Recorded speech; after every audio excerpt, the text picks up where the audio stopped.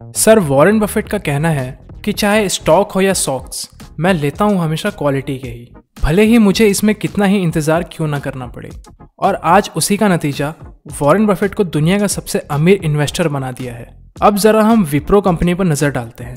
यहाँ पर आप देख सकते हैं कि अगर आपने विप्रो कंपनी के मात्र 100 शेयर साल 1980 में लेकर छोड़ देते तो आपको कितना प्रॉफिट देता। तो साल 1980 में आपके पास मात्र 100 शेयर हैं और एक साल बाद ही इस कंपनी ने 1:1 का बोनस डिक्लेयर कर दिया था। मतलब बिना और पैसा लगाए आपके 100 शेयर 200 शेयर हो गए। फिर साल 1985 में फिर से कंपनी ने 1:1 का बोनस दिया और आपके पास अब 400 शेयर हो गए। फिर अगले ही साल कंपनी ने अपने 10 रुपए के फेस वैल्यू वाले स्टॉक्स को स्प्लिट कर दिए। तो स्प्लिट के बाद आपके पास जो 400 शेयर थे उनकी क्वांटिटी सीधा 4000 की हो गई।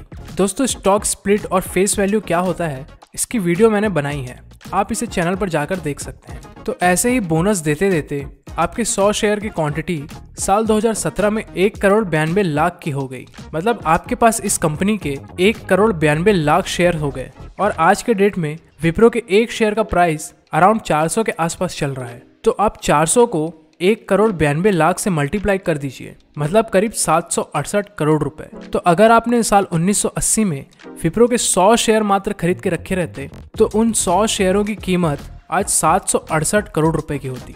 तो ये कमाल था इस कंपनी का और पेशेंस का। और जिन्होंने भी उस कंपनी को 30 साल तक होल्ड करके रखा होगा वो आज कहाँ होंगे ये आप सब जान ही गए होंगे। तो नमस्कार दोस्तों, मैं नितेश कश्यप, स्वागत है आपका हमारे चैनल पर। तो आज का टॉपिक है कि कैसे हम एक मल्टी बैगर स्टॉक्स की पोर्टफोलियो बना सकते हैं जो आपको भी एक करोड़पति बना सकती है। सबसे पहले हम बात करते हैं कोर कंपनीज की।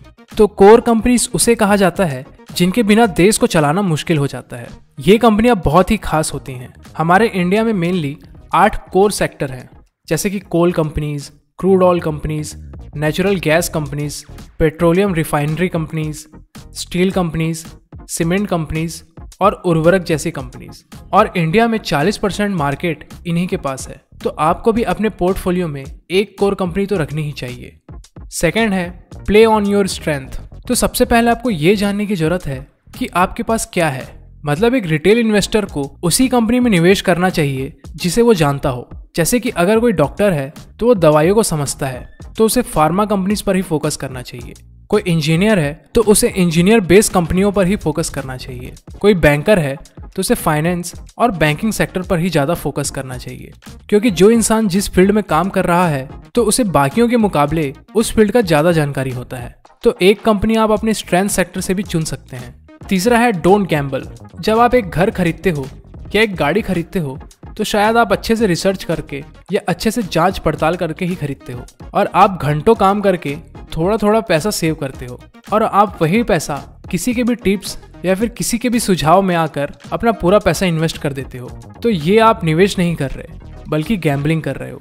दोस्तों, हर स्टॉक का अपना एक खास बिजनेस होता है और जब आप कोई भी एक स्टॉक खरीदो, चाहे आप कितनी ही क्वांटिटी क्यों ना लो, तो आपको ये महसूस होना चाहिए कि आपने उस कंपनी का ओनरशिप खरीदा है और आपने सिर्फ अंदाजा लगाकर किसी स्टॉक को खरीदा है कि वो आने वाले समय में बढ़ जाएगा। तो ये सिर्फ एक जुआ है।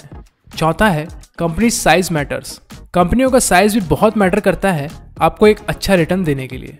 इसे हम ऐसे समझ सकते हैं कि जितनी बड़ी कंपनी होगी उसकी चाल उतनी धीमी होगी और जितनी छोटी कंपनी होगी उसकी चाल उतनी ही तेज होगी। For the long term company का स्टॉक प्राइस उसके रेवेन्यू और उसके प्रॉफिट पर डिपेंड करता है और छोटी कंपनियों में एक्सपेंड करने की ज़्यादा कैपेसिटी होती है और छोटी कंपनियों को एनालिसिस्ट के द्वारा कम कवर किया जाता है। मतलब कि कोई फर्म और प्रोफेशनल इन्वेस्टर इसे अवॉइड ही करते हैं। इसलिए हो सकता है ये आपको काफ़ी अंडर वैल्यूड प्राइस पर मिले और ऐसे में ही आप इनसे काफ़ी ज़्यादा रिटर्न कमा सकते हैं। और पीटर लिंच भी यही कहते हैं कि बड़ी कंपनियां एक खराब इन्वेस्टमेंट एवेन्यू है। आपको भी अगर ज़्यादा रिटर्न कमाना है तो स्मॉल कैप कंपनीज पर ही फोकस करें। पांचवा है stay away from the flavour of the season. Peter lynch का कहना है कि अगर मुझे किसी स्टॉक से बचना होता तो मैं सबसे हॉट इंडस्ट्री में सबसे हॉट स्टॉक से बचता। आप लोगों ने अक्सर लोगों को ये कहते सुना होगा, ये हॉट स्टॉक्स है इसे ले लो, या फिर इस सेक्टर में अभी गर्मी है इस सेक्टर में निवेश करो। लेकिन एक बार जब स्टॉक ऐसे चर्चाओं के कारण बढ़ जाता है जहां कंपनी ओवर वैल्यूड हो जाती है, तब इन्वेस्टर को ये एहसास होता है कि इस कंपनी के पास तो वैसा प्रॉफिट है ही नहीं जैसा कि लोगों ने कहा था या टिप्स में मिला था, और ओवर वैल्यूड होने के कारण वो स्टॉक नीचे आना चालू हो जाता है और आप भी इस जाल में फंस जाते हो, जैसे कि जोमेटो और पेटीएम के साथ हुआ। तो आपको भी ऐसे हॉट स्टॉक से दूर ही रहना चाहिए। छठवां है गो लॉन्ग और गो होम। दोस्तों, आपको पता है शेयर बाजार में सबसे इंपॉर्टेंट पार्ट पेट होता है, ना कि दिमाग। इसे समझते हैं। हमारे डेली मार्केट में नेगेटिव न्यूज़ भरे पड़े हैं और उतार चढ़ाव मार्केट का एक हिस्सा है, और जिस किसी को भी सक्सेसफुल इन्वेस्टर बनना है तो उसको मार्केट के उतार चढ़ाव को सहना आना चाहिए। ना ही डरना चाहिए, ना ही ओवर एक्साइटेड होना चाहिए। आपको अपने निवेश को 10, 20 या 30 सालों तक होल्ड करने के लिए तैयार रहना चाहिए, तभी आप उस स्टॉक से मल्टी बैगर रिटर्न कमा सकते हो। सातवां है चूज गुड फंडामेंटल कंपनी। दोस्तों, आपने अपने भरोसे की कंपनियां चुन तो ली, आपने एम बना लिया कि मैं 10-20 साल तक होल्ड करूंगा, और आप टिप्स से भी बच गए। उसके बाद भी आपका सबसे इंपॉर्टेंट काम जो है वो ये है कि आपको कंपनी का फंडामेंटल्स जरूर चेक करना चाहिए।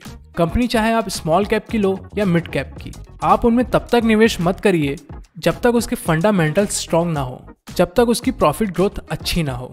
तो ये सारी चीजें आप अपने इन्वेस्टमेंट स्ट्रेटेजी में अप्लाई कर सकते हैं, फिर आपको भी मल्टी बैगर रिटर्न मिलने से कोई नहीं रोक सकता। तो आज की वीडियो में बस इतना ही। आई होप आपको आज की वीडियो पसंद आई हो। तो मिलते हैं नेक्स्ट वीडियो में, तब तक के लिए धन्यवाद।